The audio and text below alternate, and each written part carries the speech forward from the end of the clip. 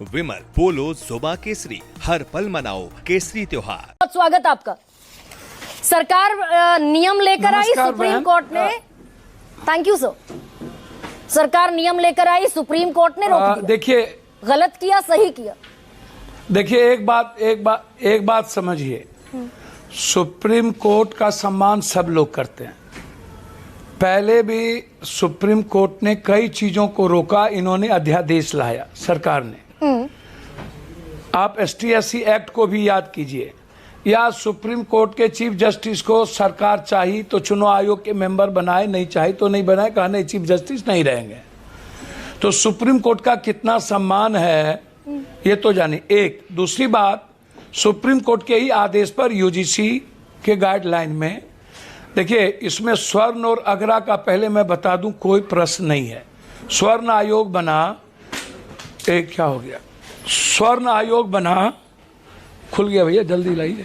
स्वर्ण आयोग बना तो आप इसको समझिए कि पप्पू यादव आवाज आ रही है, मेरी बात समझ रहे हैं, आवाज ऑडिबल है, हम सुन पा रहे हैं, दर्शक सुन पा रहे हैं। मेरी बात समझिए, स्वर्ण आयोग बना, स्वर्ण आयोग बना तो सभी लोगों ने रेस्पेक्ट किया कि एक आयोग बनी, चलिए यहाँ भी कोई भी डिस्क्रिमिनेशन नहीं होगा। जब आरक्षण देने की बारी आई गरीबों को, तो आप उठा करके देख लीजिए, स्वर्ण गरीबों को 10% आरक्षण दी गई। अभी तक अत्यंत पिछड़ा दलितों के भीतर से 67% आरक्षण की वकालत हुई। हमारे तमिलनाडु के मुख्यमंत्री ने किया भी 50% से ज्यादा है, उसको रोक लगा दिया, हम लोगों ने सम्मान किया, सब लोग सम्मान किए। अभी जब UGC ने मुख्यबधिर, विकलांग या गरीब ऐसे लोगों को, जिसको कि प्रिंसिपल, टीचर, यूनिवर्सिटी के VC, सामाजिक आर्थिक रूप से जो कमजोर हैं, विपन्न हैं, उसको सम्मान नहीं करते, नंबर कम कर देता है कॉपी में, अन्य चीजों में, तो एक आयोग बनी कि आप अपनी बात कह सकते हैं। आयोग को सही लगेगा तो UGC पैसा देना बंद कर देगी। इसमें अगरा पिछड़ा का कोई सवाल नहीं था, यादव भी है, वो भी जनरल कोटा में, कुर्मी भी है, कोयरी भी है। इसमें किसी को तंग करने या इसमें किसी का शोषण का कोई बात नहीं। यादव, एक सवाल का जवाब दीजिए ना। मेरी बात सुनिए ना, मेरी बात सुनिए ना, एक मिनट।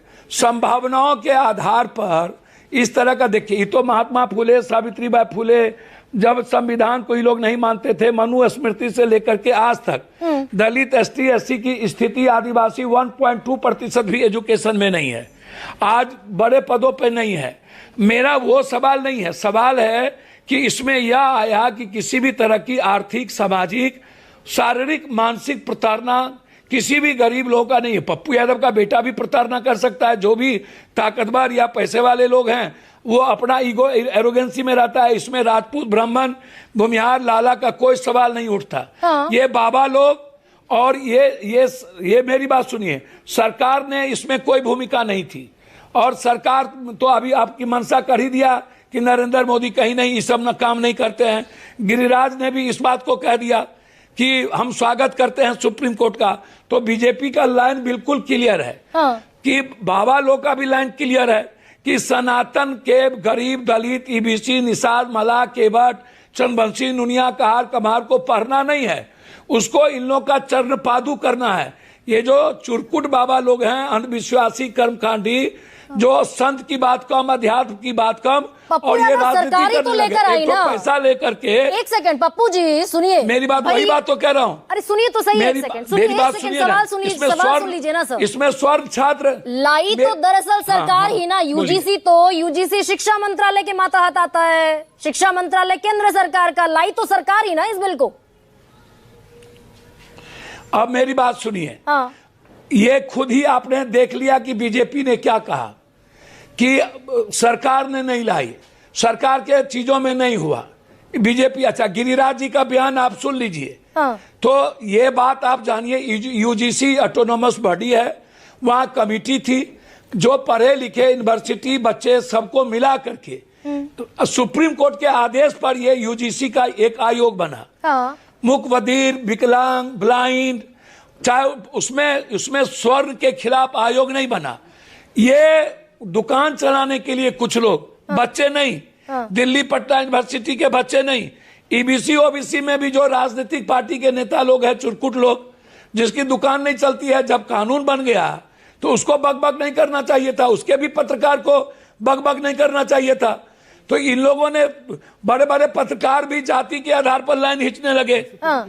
उसके बाद बाबा लोग, ये कुमार विश्वास टाइप का चुरकुट जो पैसा लेकर के नहीं रुकिए पप्पू यादव, ये दरअसल ये बताइए ना, सूर्य मैथिल वो उल्टा पुल्टा लिखने लगे। पप्पू यादव ये जाने से पहले आप ये बताइए ना, पप्पू यादव जाने से पहले ये बताइए, भाई सरकार बिल लेकर आई, सरकार ने एक नियमावली रख दी सामने 2026 की, सुप्रीम कोर्ट ने उस पर रोक लगा दी। सुप्रीम कोर्ट ने ठीक किया, गलत किया, क्या किया? अब मैं आपको दो बात कह रहा हूं। देखिए, सर्वोच्च न्यायालय के बारे में हमारे देश में, हमारी लोकतांत्रिक मूल्यों में हमेशा रेस्पेक्ट किया है। सुप्रीम कोर्ट क्या की, उन्होंने नोटिस दिया।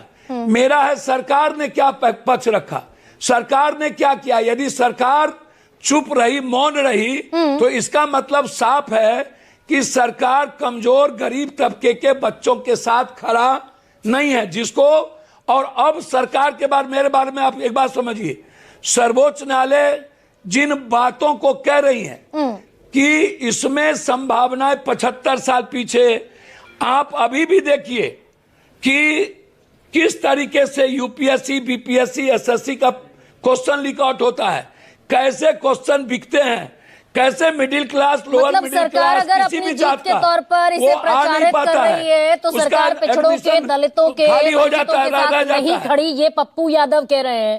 Thank you so much sir for being with us. Thank you.